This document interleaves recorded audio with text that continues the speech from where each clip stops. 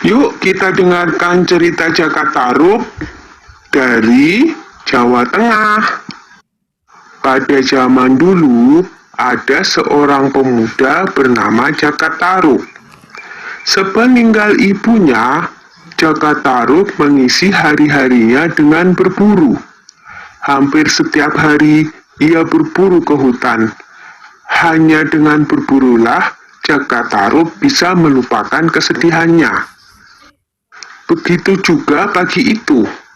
Jakatarub pergi ke hutan untuk berburu seperti biasanya. Ketika sampai di hutan, ia hanya menunggu hewan buruan lewat di depannya.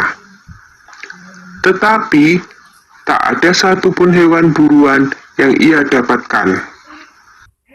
Jakatarub pergi ke danau Toyawening karena kehausan. Tiba-tiba, ia mendengar suara gadis-gadis yang sedang bercanda. Mana mungkin ada gadis bermain di tengah hutan belantara begini? Suara itu semakin jelas terdengar. Jakatarub mengintip dari balik pohon besar. Alangkah terkejutnya ketika dia menyaksikan 7 gadis cantik sedang bermain-main di danau Toyawening. Semuanya berwajah cantik. Dari percakapan mereka, Jakatarub tahu kalau 7 gadis itu adalah bidadari yang turun dari kahyangan.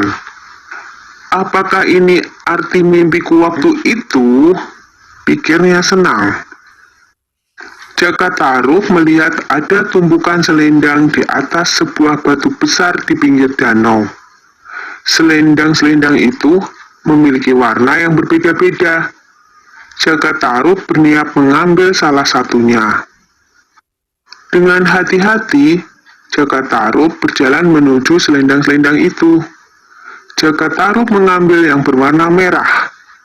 Setelah berhasil, dia buru-buru menyelinap kembali ke tempat semula di balik semak-semak.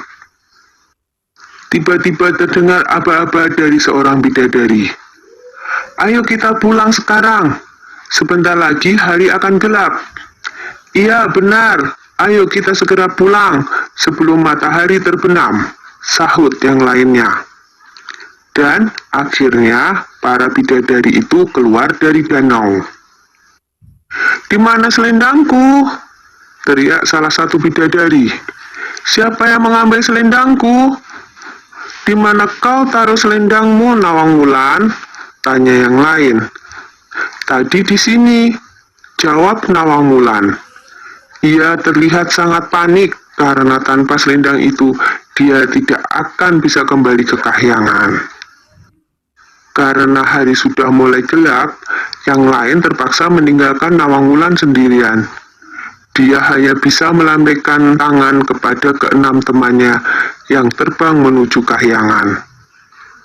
"Mungkin sudah nasibku untuk menjadi penghuni bumi," pikir Nawang Wulan sambil menangis.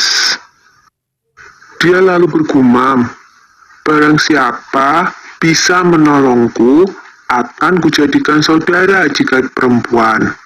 Jika dia laki-laki, akan kujadikan suamiku." Lalu Jakatarub pun muncul dari balik pohon untuk menolong Nawang Wulan. Akhirnya Jakatarub pun menikah dengan Nawang Wulan, seorang bidadari dari kayangan. Mereka pun dikaruniai seorang putri yang sangat cantik yang diberi nama Nawangsih. Sudah dulu ya cerita Jakatarubnya. Kapan-kapan disambung lagi.